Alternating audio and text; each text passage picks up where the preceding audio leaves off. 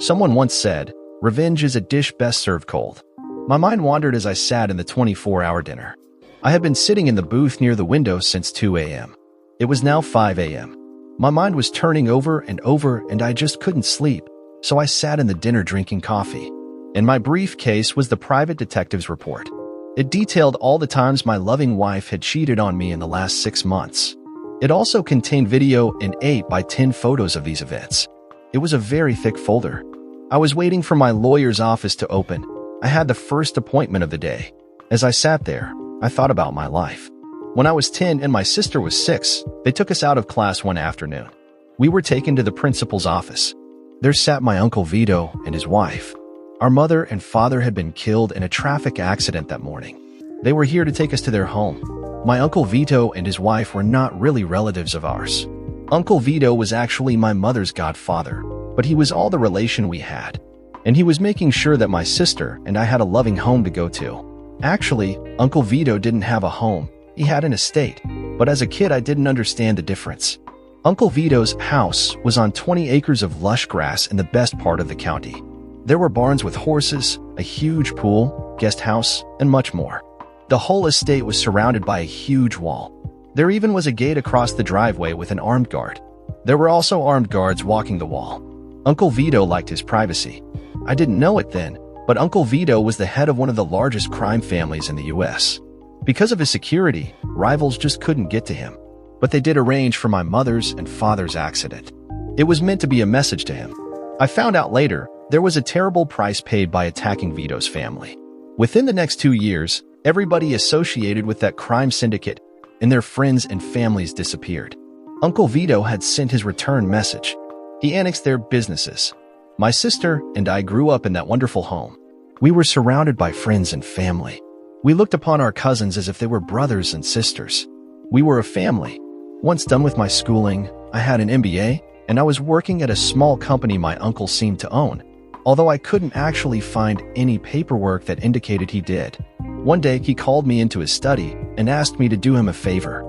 It seems that he had been accessing my progress over the last few years and felt I was ready for more. He had just come into possession of a small restaurant in the suburbs.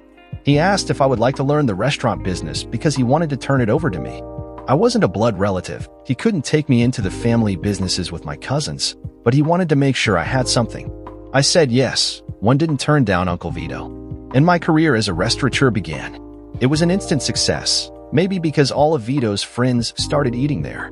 But soon, it caught on with regular people and I was off and running. One day, a distant relative showed up with blueprints.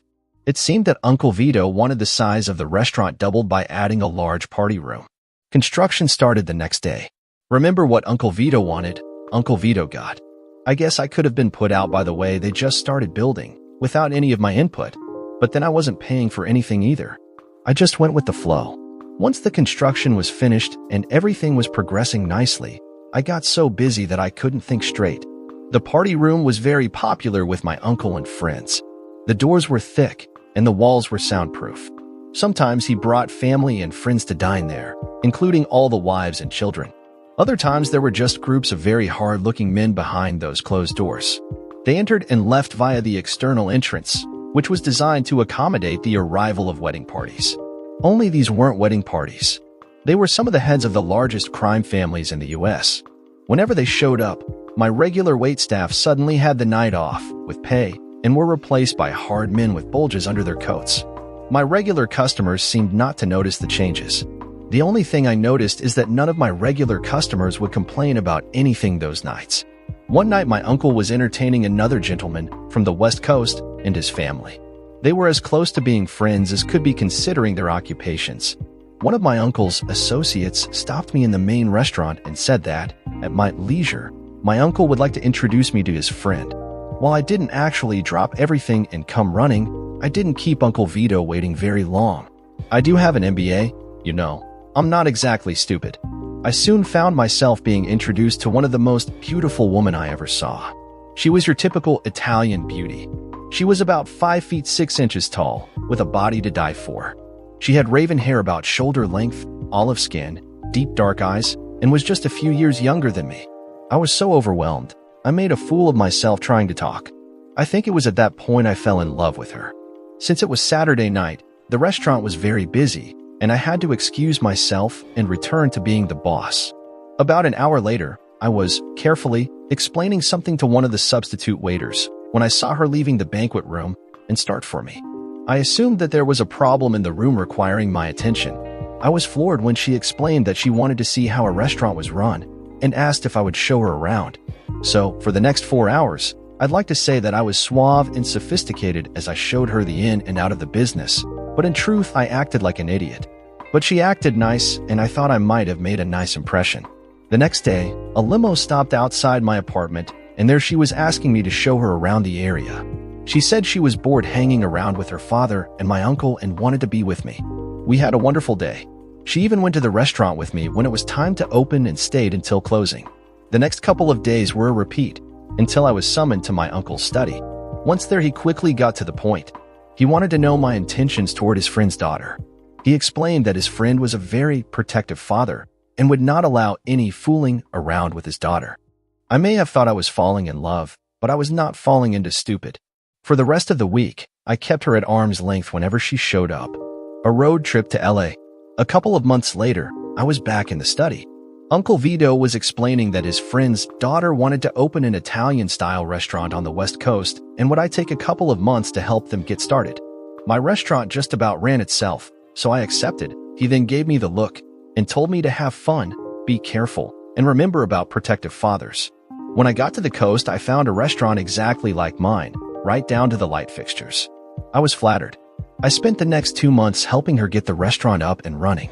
We hired chiefs, waitstaff, dishwashers. We stocked shelves and did all the stuff you need to do to get up and running. Sometime during those 2 months, we became lovers. We had sex every chance we got. The first time happened when we were all alone in the restaurant. She came out of the ladies' restroom, completely nude except for a pair of high heels. She was beautiful. I forgot all about Uncle Vito's warning about protective fathers. I forgot about everything. I think we tried to christen every table in the dining room, plus the bar. She was insatiable. I could just about walk the next day. She just smiled from ear to ear. We continued until I was forced to return back east. We pledged undying love for each other. Her father gave me his version of the look as I got on the plane to return. 1 year later, the restaurant was closed. Not as a failure, but so that we could hold our wedding reception there. Her father and my Uncle Vito were almost as happy as I was. I guess our marriage cemented our two families and crime empires. We decided to live back east, and a manager was selected for her restaurant. She went back to the West Coast 4 to 5 times a year to check on the operation of her little restaurant. We had a great life together. 5 years later, I was just about as happy as I ever expected to be with a loving wife and twin daughters. It was then my life fell apart. I was again summoned to my uncle's study. He poured me a drink, hugged me that same way that he did many years ago when my parents were killed, and handed me a folder. I opened the folder, started looking at the pictures it contained. I started to cry. My wife was having an affair. For the next few hours, I read the report the detective agency had compiled. It seems all the times that I thought my wife was on the coast checking her restaurant, she was actually being the center attraction at gangbangs. It seems that she loved sex with more than one partner. To be more exact, she loved groups consisting of at least 10, sometimes as many as 20 different men. There were men of all races and colors. From looking at the pictures, she didn't discriminate at all. As I looked at the pictures, I saw her doing doubles and triples. The men standing in line waiting their turns. They were in her every hole. She was lying on her back, kneeling on all fours, riding them like a cowgirl. If there was a position, she was in it. She was an equal opportunity gangbang. She would take all comers. There was also a DVD. My uncle explained it was video of some of her sessions in living color and sound. I watched it. In it, she was doing things that she had always refused to do with me. Listening to the sound told me she loved every minute of those things. I still remember her yelling, "Screw me harder. Film me." Toward the bottom of the folder, there were some medical forms. My uncle explained that they were DNA comparisons of my girl's DNA with mine. They showed that the girls were indeed my daughters and my wife was still clean. No STDs, yet. Then I asked him for a good attorney. He said to wait, not to approach her about her unfaithfulness. He would take care of my problem. There would be no divorces in his family. He also wanted to sit down with her father. My father-in-law would not be pleased. The diner. So here I sit in a 24-hour diner, 6 months later. My wife is on the West Coast again. She had been there the last 2 weeks. The trip was scheduled to last only 1 week, but she called extending it. Tommy, the restaurant is a mess. I need to spend extra time to get it straightened out. I offered to come out and help, but she said she could handle it. Remembering the DVD, I thought, I'll bet you can.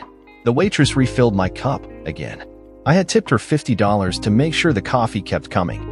I understand how difficult the overnight shift could be. A police sergeant walked into the dinner and spoke to the waitress a minute. She pointed at me. The sergeant walked over and asked to sit down. He then said, "There's no easy way to say this, but your wife's restaurant caught fire and she was badly burned. We have a car outside to take you to the airport." You should have seen his face when I broke out laughing and said, "No thanks." I then opened my briefcase and showed him the pictures and explained I had an appointment with a divorce attorney and I would not be taking advantage of his offer of a ride. I was only in this restaurant to kill time until my appointment. He left speaking into his microphone. About an hour later, a detective showed up. He also showed a lot of sympathy, not about my wife being burnt in the fire, but about her having cheated on me. His ex-wife cheated on him also, and he had dumped her. We were part of a brotherhood. He then asked me a lot of questions to establish that I had nothing to do with the fire on the West Coast. Later, one of my uncle's friends slid into the booth across from me. He said, "Your uncle wants to see you." I explained about the lawyer's appointment, but he said it had already been canceled. An Uncle Vito study. When I got to my uncle's, he explained about the fire. It seems that after the restaurant closed, my wife couldn't wait to get back to the hotel to start her party. She took her clothes off, climbed up on one of the banquet tables, and started taking on all her staff. To make a long story short, the gas in the kitchen somehow got turned on and not lit. With all activity, no one noticed until it was too late. The gas exploded, killing 30 guys in the resulting fire. There were only 10 restaurant employees. I wonder what the other 20 were doing there. My wife was a survivor. He said her body was covered in something that protected her partially from burns, maybe. And 4 guys were around her body, and that protected her from the debris from the explosion. She was badly disfigured. Her face was badly burned, one ear was gone, most of her nose burnt off. It seems that she had breast implants and one exploded, leaving her with a partial mastectomy. She was badly burned between her legs. It was presumed that she would never again have any feelings when she had sex. Her father paid for all the hospitalization, but would not pay a dime for any reconstructions caused by the fire, to the restaurant or to her. When she was ready to be released from the hospital, she tried to call me. She found that I no longer had the old number and my new one was unlisted. She then tried my restaurant, but was told the number was no longer in service. A quick call to directory service confirmed that there was no longer a restaurant called Pasta Villa. She called my uncle, but no one would accept her call. She gave up and called her father. When he realized it was her, he hung up and refused all further calls. She then realized that she was alone now. Her face was so badly disfigured that she wore something like a ski mask whenever she left her small apartment. If she forgot to wear it, small children would scream, and adults would look away. A few months later, she was back in the ER, a failed suicide attempt. She was committed to a state institution for her own protection. It was assumed that she would never regain her sanity. I got the marriage annulled. Eventually, I met another woman. My girls loved her, my uncle loved her, and all the family loved her. We were married about 2 years after the fire. Among all the gifts, we got a very nice wedding present from my ex-father-in-law. When I called him to thank him for the gift, I explained that I wanted him to continue to be in his granddaughter's lives. And if he couldn't come east to see us, we would be glad to go west to see him. When he was thanking me, I could have sworn I heard his voice break, but I could have been wrong. He was a very hard guy. His nickname was the Fireman. It's a shame his daughter had not remembered that. Now for the second story. I arrived home on a Friday night, thinking that after a tough week on the flight line, I could enjoy myself in the company of my pretty wife. 3 kids, out of the house and more or less on their own, after 22 years of marriage. Maybe we could go out and have a pleasant evening. My name is David Collins, mild-mannered A&P mechanic and crew chief of arrivals and departures, day shift, for United Airlines, after 25 years of working the garbage shifts. My wife Judith Collins was the charge nurse at Central Hospital, day shift, labor, and delivery. Both of us making good money, me just a little more than her, union, but comfortably upper middle class. I pulled the pickup into the garage, in its usual spot, and closed the garage door. If we were going out nice, it would be in her Lincoln Navigator. If it was country/western night, my F-250 was the chariot of choice. The night would be my wife's choice, wasn't it always? Either way, it didn't bother me.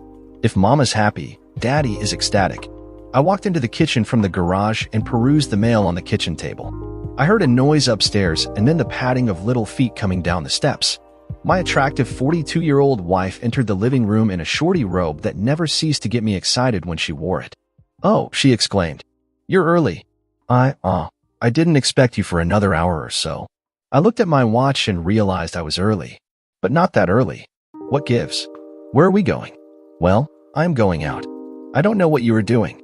"Okay. My weekend just went as shit." "What do you mean? You're going out? Where? And with who?" Her eyes strayed to the small overnight bag at the end of the couch. "I have a date with William Strathmore. It's for the weekend. I'll be home Sunday night, and we will talk about it." What the hell did she just say? I thought. I have to finish getting ready. She turned and raced upstairs, and I heard the door slam. "The hell you will," I said. My first thought was I needed reinforcements. I pulled out my cell phone and speed dialed my daughter. I was not going to be made the bad guy by she said. "Hello, Daddy." "What's up?" She answered cheerfully.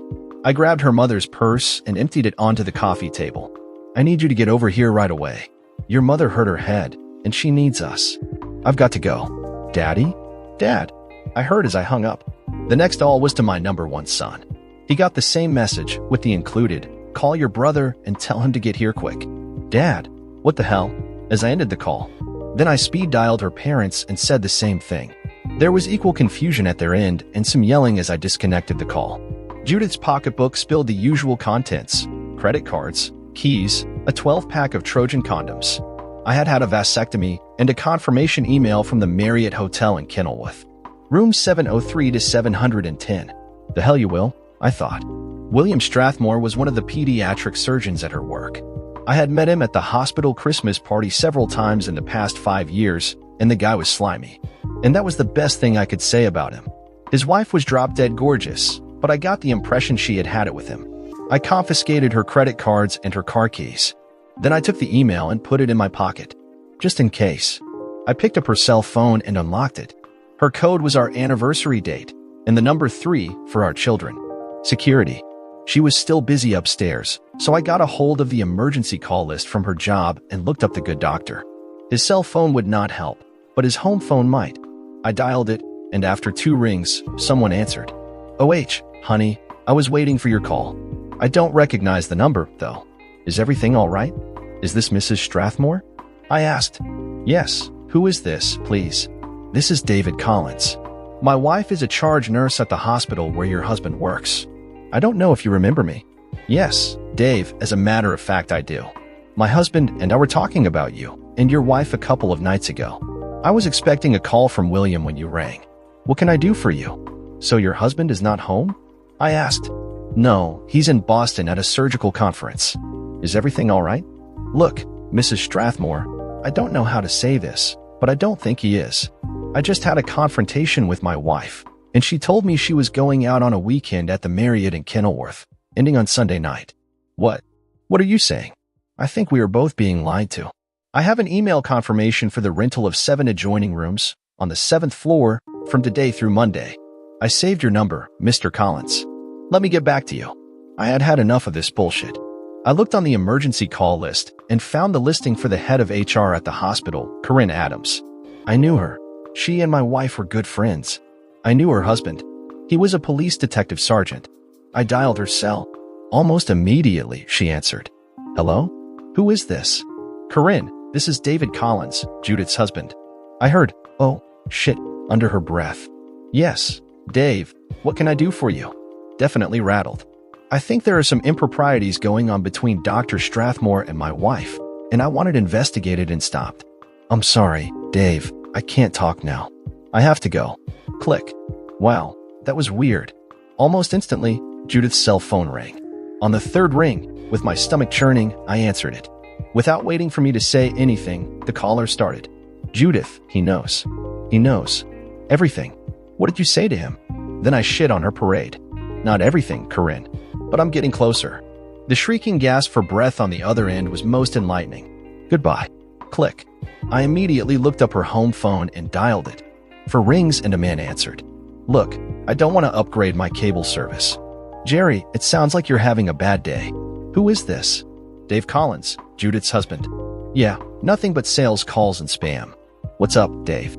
Is Corinne at home? Nah, I'm babysitting this weekend. Corinne's at a team building weekend sponsored by the hospital, down in Philly.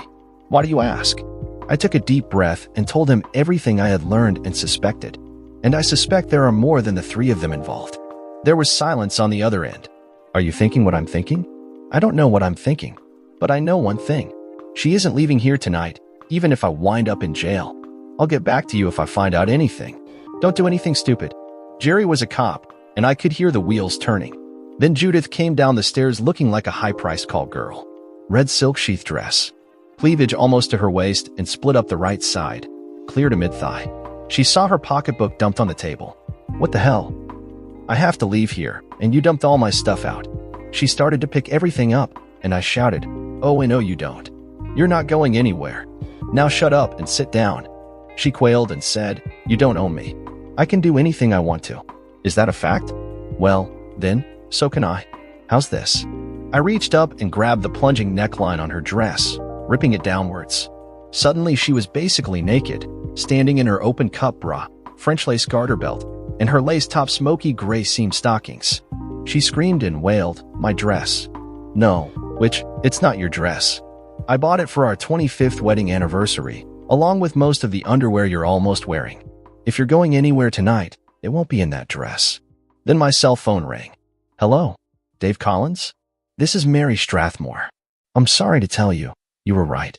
I called the police and reported the car stolen. I had bought it for him, and it was registered in my name. They pulled him over about 5 minutes ago. He claimed that he was my husband and that he had a right to drive the car. Through a strained voice, she chuckled. They called me from the spot of the traffic stop and told me what he said, that he was my husband. I could hear him in the background when I told the cops it was impossible. My husband was in Boston. The creep gasped and said he wanted a lawyer. I have to go down and fix the mess. He has been arrested and the car impounded. Tell your wife I'm coming for her next. We had been on speakerphone as soon as I realized who it was. Judith gasped and screamed. What did you do, David? Damn you. Right about that time, my children showed up and blew through the front door. Dad, what's going? Mom, are you all right? Said Dave Jr., number one son. My daughter Haley rushed in and went to her mother's side. Are you all right, Mother? What happened to your dress? Your father ripped it. All eyes turned to me with murder in their hearts. I was not about to be cowed by this. Michael, son number 2, shut the front door. What the hell, Mom? What did you do? Tell them why, Judith. Go ahead. Why do you have a 12-pack of Trojan condoms in your purse? Are you going to make water balloons, or what? I don't know where they came from. They aren't mine, Judith said in an almost unhearable voice. And where were you going? A weekend of sexual excess without your husband. Isn't that what you had in mind? I can do what I want to. It's my body. As soon as it came out, Judith realized what she had said. In front of her children. In a more subdued voice, she said, Well, I can. Young Dave rolled his eyes and went into the kitchen for something to drink. A few minutes later, he returned with an envelope. Here, Dad. It's addressed to you. He looked at his mother with contempt on his face. Judith shrieked and came up off the couch, the remains of her dress falling to the floor. Don't read that, she yelled. Haley rushed to help her mother with her lack of modesty. Shut up, Judith, and sit back down, I said. I opened the envelope and read, My darling husband, my sister is caring for Mother and needs some help. I'm going to be with him this weekend and will be home on Monday evening. Kisses and hugs, Judith. The kids looked at each other and didn't know what to think. I realized she had written the note before she had confronted me. Her confusion and panic would be her downfall. Then, as if the fates were eating popcorn and watching the show, the front doorbell rang, and before number 2's son Michael could open it, in rushed Judith's mother and father. Judith, are you all right? Said her mother. Her father roared, What's going on here? Judith passed out. Hi, Mom and Dad. Welcome to Shitstorm Central. Your daughter just managed to destroy our marriage and probably ruin her life and career, I fumed. Her mother and my daughter were trying to revive Judith, and her father was doing a slow burn. I brought them up to date on what had transpired, and the atmosphere got colder and colder. About then, Judith came to and looked around. In hysterics, she begged her mother to help her. Help? You want help? How about we call your sister for help? You were going to help her with your mother. Maybe she can return the favor. With that, I handed her father the note and dialed her sister. As he read it, the phone rang. Hello? Is this David? Yes, Mavis. How's it going? How is Mom doing? Is she all right? Oh, yes, she's doing fine. Judith is really a big help. I don't know what I would have done without her. Can I talk to her, please? I asked. Oh, well, she's busy right now. How about if I have her call you back in a little bit? Mom grabbed the phone and snarled at her other daughter. That won't be necessary, you simpering shithead. Mom, screamed her hysterical sister. Judith broke down again and tumbled to the floor. She now was almost totally naked in front of her children and her parents. Don't bother checking on my health again, Mavis. She ended the call amidst strangled screams from daughter number 2. About that time, my phone rang again. Hello? I answered. David? This is Jerry. He sounded like I felt. You were right. I got a search warrant for the 7 rooms at the Marriott. We raided them based on the missing persons warrant I had sworn out and found 12 other individuals, including my wife. 3 male doctors, for female nurses, and 1 other female HR team member. And my wife. I'm sorry, Dave. Really sorry. So am I, Jerry. But it is what it is. Thank you. I turned to my soon-to-be ex-wife. Get upstairs and put some decent clothes on. Then get out of my house. She dragged her sniveling bum to a standing position and turned to go upstairs. She stopped and said, Please don't throw me away like this. Oh, you mean like you threw our marriage away with your, it's my body, I'll do what I want bullshit? I have been tempted like you wouldn't believe. I could have screwed the little waitress at the diner where we used to have coffee after the night shift. I could have had the woman at the Lincoln dealership where we bought the car. Hell, your own sister even came on to me. But I was in love with you, which, and this is the thanks I get. Get out of my life, which, she totally lost it and turned and fled upstairs, losing 1 high-heeled shoe in the trip. Silence ensued in the living room. Then my daughter said, I'll go make sure she doesn't do anything stupid, Daddy. Otherwise, I won't be able to be disappointed with her for the rest of my life. She came downstairs about 30 minutes later with a suitcase, dressed in jeans and a sweatshirt. Her makeup and hair were a disaster. My oldest son stopped her on her way out.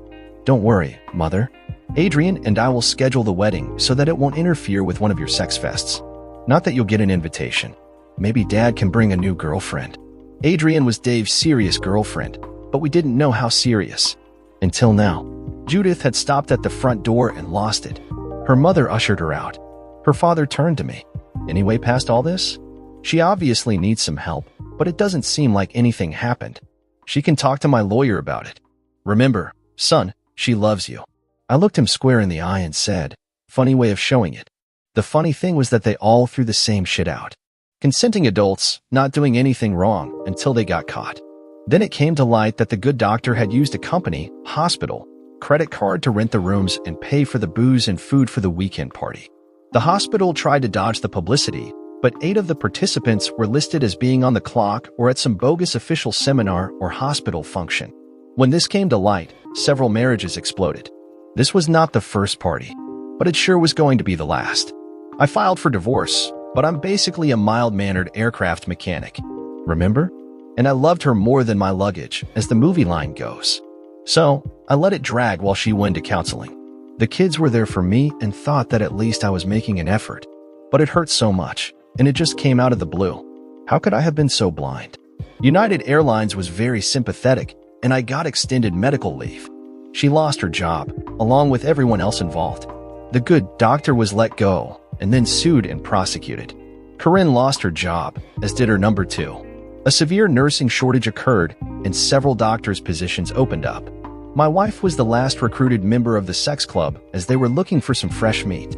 She had been noticed for quite a while, and Corinne worked on her, saying she owed it to herself, that it was a lot of fun, I would never know, and, besides, lots of husbands got off on their wives screwing other men. It took 6 months, but they finally convinced her. It took more than a year, but I got divorced. I sued the hospital and Dr. Strathmore. I had to get in line behind his wife's divorce suit, but I was ahead of the other aggrieved parties. Between the 2 of us, we cleaned him out. I took my settlement and divided it equally amongst the remaining husbands and wives. The hospital was not so lucky. We settled out of court for 6 figures and a sealed settlement. The rest of the plaintiffs got a total of 7 figures in sealed reparations. My sister-in-law was not welcome anywhere.